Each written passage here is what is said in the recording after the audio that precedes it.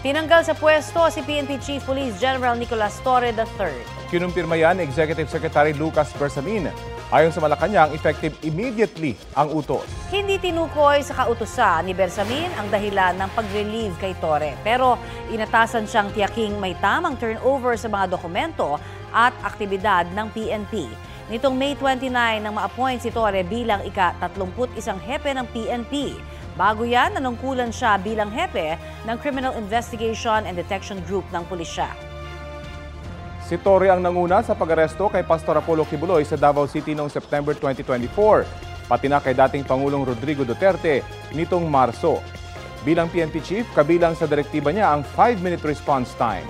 Hindi bababa sa 8 hepe sa Metro Manila ang sinibak ni Torre dahil sa hindi pagsunod dyan. Nitong Hulyo naman, naglunsad siya ng boxing match nila ni Davao City Acting Mayor Baste Duterte na hindi noon sumipot dahil anyay may gagawin siya. Sa pagpasok ng Agosto, nagkaroon ng balasahan sa PNP sa utos ni Torre. Biniligtad ito ng National Police Commission dahil hindi raw ito dumaan sa NAPOLCOM Anbang. Tiniyak kalaunan ni Torre na naresolba na ang isyu sa balasahan. Kasama sa ililipat dapat ng pwesto si Police Lieutenant General Jose Melencio Nartates Jr. na ayon kay DILG Secretary John Vic Rimulya ay papalit kay Torre bilang PNP Chief.